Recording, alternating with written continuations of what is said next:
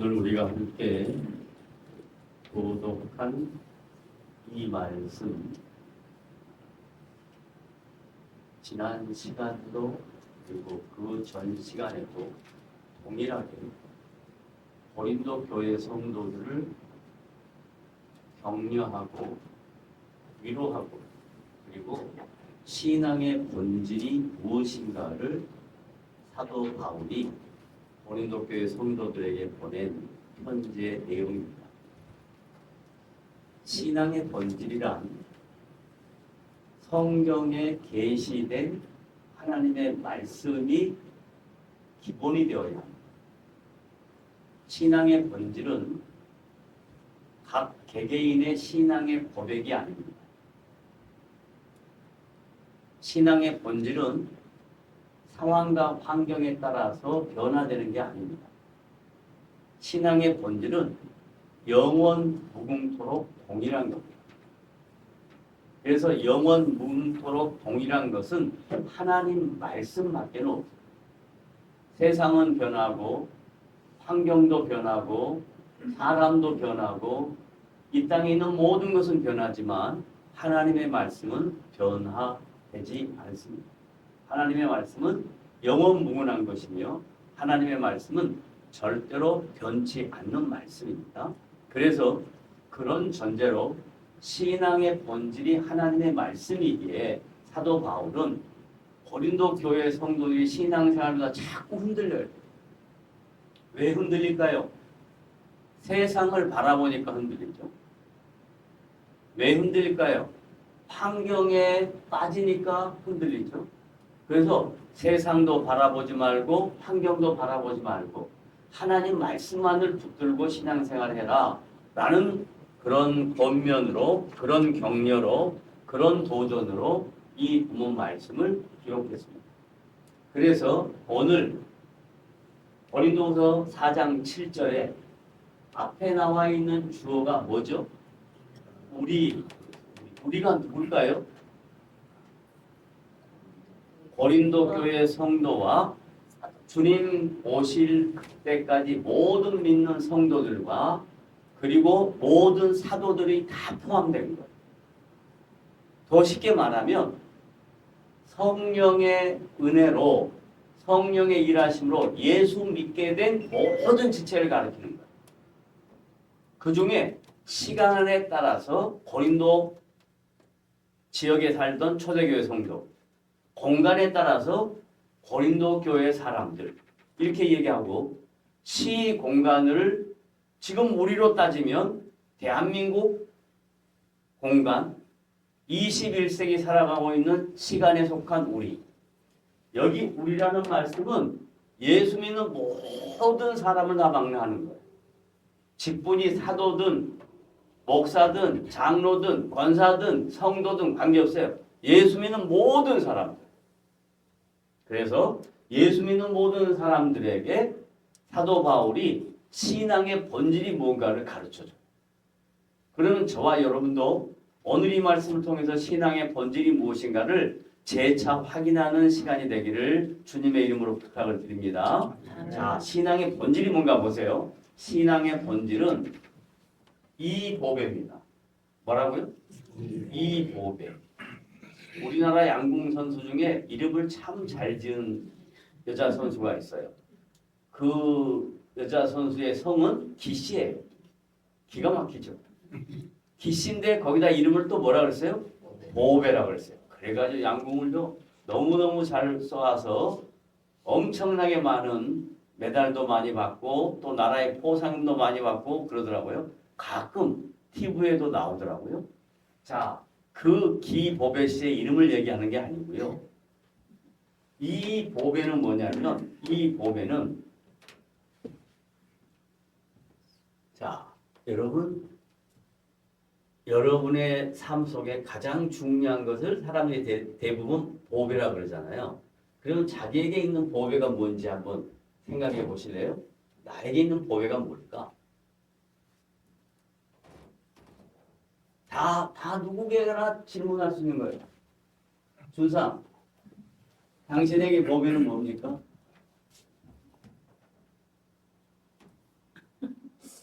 보배가 이제 아직 그 보배의 정의를 모르겠어요. 좋아. 아주 좋아. 보배의 정의. 보배가 뭐냐면 한문인데, 보화가 뭔지 알아요? 금보화. 그렇지. 금은보화. 금은보화 모든 것을 총망라해서 세상에서 가장 값어치 있다고 생각하는 것을 보배라고 해요. 그럼 본인에게 있어서 가장 값어치 있는 게 뭐예요? 이 사람들 간의 믿음. 사람들 간의 신뢰.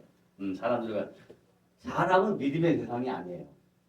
사람은 믿음의 대상이 될 수 없어요. 왜냐하면 사람은 항상 바뀌니까. 자, 사람들 간의 신뢰. 이게 나는 보배. 가장 귀한 거라고 생각한다. 자, 또 여러분 어떻게 생각하세요? 이렇게 눈이 마주치면 자기한테 물어볼까 지금 피하죠? 자기의 보배는 뭘까요?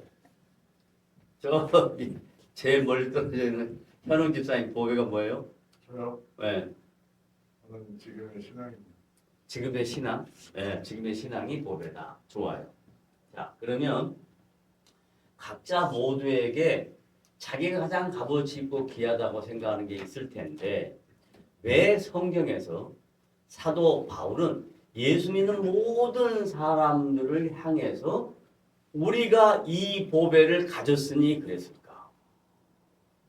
다른 말로 말하면 우리라고 묘사된 고린도 교회나 저희들이나 다 보배에 대한 가치를 잘 안다 모른다? 잘 모른다. 잘 모른다. 왜 그 보배의 가치를 잘 모르냐면 자꾸 고린도 교회 성도들도 그렇고 우리들도 그렇고 신앙생활하면서 세상을 바라보고 자기를 바라보고 주변을 바라보고 그러니까 그 상황에 따라서 보배가 자꾸 움직이는 거죠. 자꾸 달라지는 거예요, 보배가. 그래서 바울이 고린도 교회 성도들에게 신앙의 본질을 다시 한번 강조해주고 흔들리지 않도록 하기 위해서 보배라는 단어를 사용해요. 보배라는 단어를 사용하면서 예수를 믿는 것이 이 세상 무엇과도 바꿀 수 없는 가장 가치 있고 의미 있고 존귀하고 영광스러운 것이니 그게 보배다라고 해요. 그러니까 다른 말로 말하면 내가 하나님의 자녀된 것이 보배다. 따라합니다. 내가 뭐가 된 것이? 하나님의 자녀가 된 것이 뭐다? 보배다. 그러니까 하나님의 자녀는 됐다가 없어지고 생겼다가 사라지고 그러나요? 아니에요. 하나님의 자녀인 이 보배는 가장 가치 있고 의미 있고 영광스럽고 존귀한 거예요. 그러면 이것을 다른 말로 바꾸면 자신의 정체성, 내가 누구인가? 많은 철학자들이 철학을 논하면서 당신이 누구인가? 당신의 존재가 뭔가? 이것 가지고 평생 연구해요. 근데 성경은 그거 연구할 게 아니라 답이다 라고 이야기해요. 너가 누구냐? 라고 하면 나는 하나님의 자녀다. 그런데 하나님의 자녀는 뭐냐? 이 세상 무엇과도 바꿀 수 없는 가장 가치 있고 의미 있고 존귀하고 영광스러운 존재다. 여기에 대한 자기 정체성이 생기면 이게 보배라는 거예요. 그러니까 여러분 보배를 갖고 있어요? 안 갖고 있어요? 갖고 있어요. 따라합시다. 나는 영광스러운, 존귀한, 의미 있고 가치 있는 보배로운 존재다. 보배로운 존재. 근데 이제 이게 신앙의 본질이에요. 내가 누구인가? 여러분이 누구인가 하는 게 신앙의 본질이에요. 그런데 문제는 이 신앙의 본질만 갖고 살 수가 없어요. 왜냐하면 이것은 분명한 목적, 목표, 가치예요. 그런데 인생을 살아가는 길은 우리에게 주어진 모든 삶이란 그렇게 녹록지가 않아요. 매일 순간순간마다 다가오는 여러 가지 일들이 많아요. 그 일들 앞에서 노출될 때, 우리가 그 일들 앞에서 맞닥뜨릴 때 우리는 여전히 연약한 모습일 수밖에 없다라고 이야기하는 거야, 성경은. 그러니까 성경은 모든 인간이 하나님 안에서는 하나님이 우리를 볼 때는 가치 있고 의미 있고 존귀하고 그런 존재이지만 내가 나를 볼 때는 연약하고 허물 많고 죄 많고 깨지기 쉬운 무엇과 같다? 질그릇과 같다. 이 양면성이 있는 거예요. 그러니까 존재론적으로는 내가 보배예요. 근데 나의 수준, 내 삶의 모습은 뭐다? 질그릇이란 말이에요. 그러니까 매일 깨진다 안 깨진다? 깨진다. 매일 깨지는 것만이 아니에요. 언제 깨져요? 순간순간 깨져요. 그래서 옛날 말에 작심? 3일 같은 소리 하겠네. 요즘은 작심? 3초. 작심 3초요. 요즘 얼마나 빠르지. 그래서 3초마다 우리는 깨지기 쉬운 뭐다? 질그릇이다. 야, 여러분 오늘 주보에 중요한 포에마라는 헬라어를 사용했어요. 헬라어. 여기 주보의 내용을 잘 읽어보시면 매우 좋은 내용이 담겨져 있는데 여러분 지금까지 미술계의 가장 위대한 미술가, 예술가, 조각가 누굴까요? 네, 마켈란젤로, 미켈란젤로라고도 하는데 다비드상을 만들었어요. 그 다비드상은 이 세상 어느 누구도 그러한 것을 만들 수가 없어요. 그래서 물어요. 어떻게 이렇게 훌륭한 조각품을 만들었습니까? 그러니까 뭐라고 이야기하냐면 만들어져 있는 것에 내가 칼과 끌과 징으로 이렇게 조각만 냈을 뿐입니다. 라고 얘기해요. 그게 뭔 말이냐면 하나님이 우리를 하나님의 자녀 삼으시고 이건 절대로 변할 수 없는 만들어진 존재예요. 근데 우리가 세상을 살면서 순간순간 살면서 칼이 필요하고 징이 필요하고 깰 것이 필요하고 다듬을 것이 필요하고 그렇다 안 그렇다? 그렇게 만들어진다. 그래서 이렇게 인생이 만들어지는 것을 문자로 표현하는 것을 뭐라고 이야기하냐면 시라고 이야기해요. 그래서 시라는 영어 단어가 포엠이라고 이야기해요. 그게 어디서 나왔냐? 포에마라는 헬라어 단어에서 나온 거예요. 그러니까 시라는 것은 기가 막히게 만들어져 가는 것이다. 그런데 만들어져 갈 때 우리는 순간순간 질그릇이어서 항상 깨져요. 항상 깨져요. 어떻게 깨지는가 보세요. 이제 딱 주보 좀 비춰줄 수 있나요? 밑에 글? 네, 밑에 주보에 나와 있는 거. 여러분 주보에 이렇게 그렇죠. 자 보세요. 자 우리가 뭐다? 보배다. 근데 우리의 상태 수준은 뭐다? 질그릇이다. 그러니까 이 질그릇은 나의 수준이에요. 나의 실력이에요. 그러니까 날마다 어떻게 돼요? 깨져요. 근데 보배는 내가 보배예요? 하나님이 나를 보배로 인정해 준 거예요. 하나님이 나를 보배로 인정해 준 거예요. 그래서 능력이 누구한테 있어요? 하나님께 있는 거예요. 그래서 우리의 시선이 누구를 향하면? 하나님을 향하면. 또 우리의 시선이 어디를 향하면? 세상. 여러 가지 문제를 향하면 이 두 가지의 신앙의 본질 사이에서 갈등이 있다 없다? 있다. 그래서 바울이 이 갈등의 문제를 해결해 주려고 오늘 본문을 쓴 거예요. 그러면 이 갈등이 어떻게 생기냐? 첫 번째, 인생 살다 보니까 신앙생활 하다 보니까 성도가 세상 살아가는 일에 쉬운 일이다 어려운 일이다? 매우 어려운 일. 그걸 뭐라고 표현했냐? 뭐라고? 사방으로 우겨쌈을 당한다. 그러니까 예수 믿는 성도들이 신앙생활을 이 세상에 할 때 맨날 좋은 길만 있다? 그렇지 않다. 그렇지 않다. 만약에 예수 믿는 것이 화려한 길이라면 성경에서 좁은 길 이야기할까요? 안 할까요? 안 하죠. 뭔 길을 이야기해야 돼? 넓은 길을 이야기하죠. 성도들이 신앙생활하면서 이 땅에서 살아갈 때 십자가의 길을 가라 그러잖아요. 십자가의 길이 쉬운 길이에요? 어려운 길이에요? 얼마나 어려운 길이냐면 이 바보들은 성경만 알면 거기까지 안 가도 되는데 성경을 모르니까 어디까지 가요? 저기 순례자의 길을 가요. 가가지고 매일 걸어요.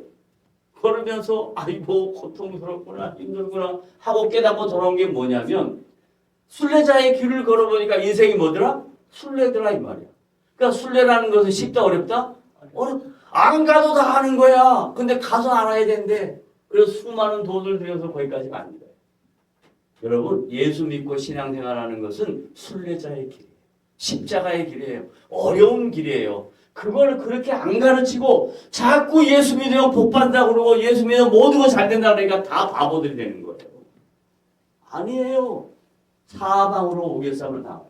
우리가 살아가는 사방은 동서남북만을 얘기하는 것이 아니라 모든 일을 가르치는 거예요.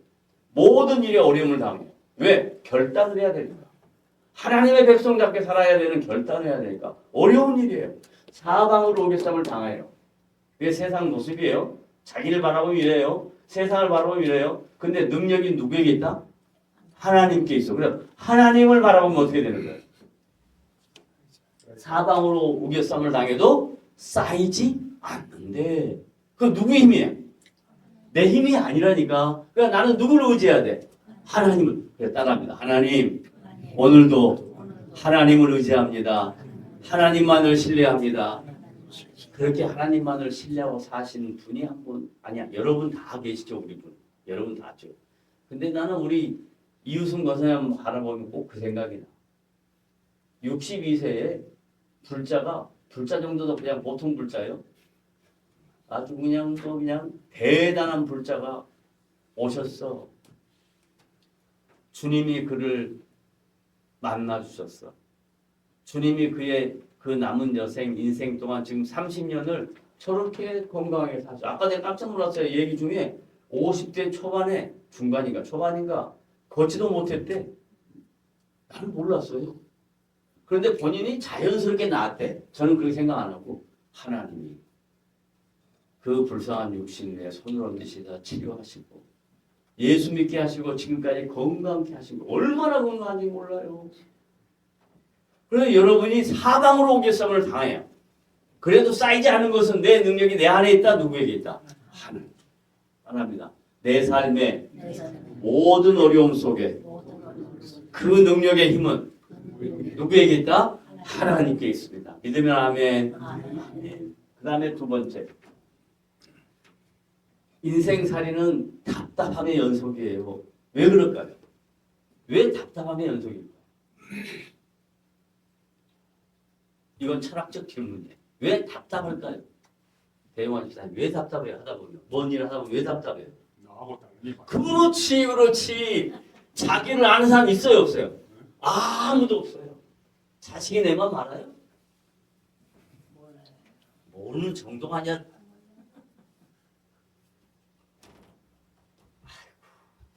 아무도 몰라. 그럼 나와 같이 산 사람이 오랫동안 나와 같이 살았어도 알까요 모를까요? 모르는 정도가 전혀 다른 소리예요. 전혀 다른 소리야. 그게 인생이에요. 다른 말로 말하면 인생은 답답함의 연속이다. 지금 우리 준상이는 연애를 열심히 하고 있으니까 여자친구가 자기를 알 거라고 생각할 거야. 그런 성누가 이놈아. 자, 답답함의 연속. 인생살이는 답답함의 연속이야. 그런데 이 답답하는 것은 자기와 모든 것이 다 다르기 때문에 답답하지만 나를 가장 잘 아시는 분이 누구야? 나를 지으신 분. 그분이 나를 가장 잘 알아. 나의 연약함도 알고 나의 허물도 알고 나의 부족함도 알고 다 알아. 그래서 은혜로 덮어주시는 거예요. 그래서 그 능력이 하나님께 있다는 것을 믿으면 뭐 하잖아요? 낙심하지 않아요. 그러니까 자식이 내 마음 몰라도 낙심할 필요 없어요. 그건 그렇다는 거예요. 하나님 의지하면 낙심하지 않는다. 아멘. 따라합시다. 하나님 의지하면 어떠한 일에도 뭐 하지 않는다? 낙심하지 않는다. 굉장히 중요한 말씀. 그 다음에 세 번째. 예수를 믿는 초대교회 성도들 뭘 당했어요? 퍼스큐션, 박해를 당했어요. 박해를 당했어요. 근데 지금은 우리가 박해 받아야 안 받아요? 지금은 안 박해 뭘 안 받아요? 받아요. 왜 받는가 설명해 드릴게요. 초대교회 성도들은 예수를 믿으면 육체적인 고통을 당했어요. 근데 지금 21세기의 신앙생활하는 사람들은요. 예수를 믿으면 정신적 고통을 당해요. 캐나다에서요. 동성애를 합법화해서 목사가 설교 중에 동성애는 성경의 죄입니다라고 설교했더니 그걸 누가 신고를 해가지고 75만 불 벌금을 냈어요. 앞으로 우리나라 똑같이 그렇게 될 겁니다. 옛날 초대교회 성도들은 육체적인 고통을 당했어요. 그렇지만 맞으면 맞을 때 그때뿐이에요. 자 보세요. 제가 군대를 늦게 갔어요. 25에 군대를 갔어요. 그래가지고 24살에 갔구나. 24살에 갔는데 동생 친구들은 21살에 가고 저는 24살에 갔어요. 그러니까 제가 이제 군대 갈 때 동생 친구랑 같이 갔잖아요. 아이고 형님 이제 군대 가십니까? 그러더니 군대 딱 들어가니까 다 똑같잖아. 그러니까 전부 다 형이 어디 있어? 야 자지. 그때 얼마나 제가 고통을 받았겠어요. 심리적으로. 그런데 예수 믿는다고 담배 안 핀다고 술 안 마신다고 군대에서 매 맞기 시작하는데요. 얼마나 많이 맞았는지 몰라요. 어느 날 저녁에는 요만한 대나무 가지고요. 저기 종로 5가 가면 큰 약국 이름 뭐였죠? 그 유명 보령약국. 보령약국의 주인의 아들이 우리 가장 높은 선임이었어요. 자기 스스로 자기를 뭐라 하면 참불교 교주래요. 참불교가 뭐예요? 참불교가 뭐냐고. 불교를 찬양한다. 자기가 만든다. 참불교 교주라 그래. 그러면서 저를요. 요걸로 머리끝에서 발까지 밤새도록 뜯었어요. 왜? 소주 한 잔 갖다 놓고 마셔라. 저는 안 먹는다. 지금 같은 벌써 받아 마셨을 거야. 그까지 아무것도 아닌데 마시면 되지. 근데 그때 저의 신앙은 그게 아니었어요. 그래서 밤새도록 맞고 나니까 새벽 5시에 기상 나팔 불어요. 6시에 딱 나갔어요. 나갔더니 걔가 딱 나가더니 중전 다 앞에서 놓고 야! 저 기독교 환자 김경희는 절대로 건들지 마라. 저건 진짜 환자다. 그러더라고요. 육체적인 고통은 그때 받을 때뿐이에요. 근데 그 이후에 다가오는 정신적 고통은 너무너무 힘든 거예요. 육체적 고통이나 정신적 고통은 다 일반이에요. 다른 말로 말하면 예수를 믿고 하나님의 자녀로 이 땅에 산다면 박해를 받으나 안 받는다? 받는다. 여러분 박해 받고 살고 있어요 지금. 그런데 상황을 보면 박해를 받는데 그 박해를 받는 동안에 하나님이 그를 버려 안 버려? 버리지 아니하신다. 다 아신다. 다 아신다. 그래서 여러분들이 신앙생활하면서 당했던 박해가 있다면 그냥 용서하세요. 저를 때렸던 사람 저는 이름도 지금도 기억하고 다 알지만 용서해요. 왜? 주님이 나를 버리지 않고 치유해 주셨습니다. 그러므로 저와 여러분은 예수를 믿고 핍박을 받거나 박해를 받아도 주님이 버리신다 안 버리신다? 버리지 아니한다는 걸 믿으시고 그 주님만 바라보는 복된 성도 되시길 바랍니다. 그 다음 마지막 뭐 한다고요? 거꾸로 뜨림을 하면 가면 갈수록 커지는 거예요. 이렇게 세워있는데 이렇게 거꾸로 뛰어봐요. 그럼 얼마나 힘든지. 그래도 세상은 나를 그렇게 해도 망한다 안 망한다? 안 망. 여기서 이제 결론이 나와. 예수를 믿고 이 땅에서 하나님의 백성으로 살면 주님이 나를 지키시기 때문에 궁극적으로 쌓이지 않아요. 궁극적으로 낙심하지 않아요. 궁극적으로 버림받지 않아요. 궁극적으로 망하지 않아요. 그러니 두려워하지 말라. 무서워하지 말라. 놀라지 말라. 내가 너와 함께함이라. 내가 너의 하나님이 됨이라. 라는 말씀을 믿고 그 하나님을 의지하고 살아가는 성도 여러분 되시기를 주님의 이름으로 부탁을 드립니다.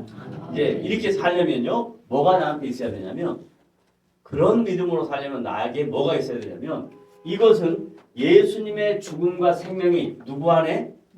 내 안에. 그렇지. 이것은 이렇게 살 수 있는 것은 예수님의 죽음과 생명이 누구 안에?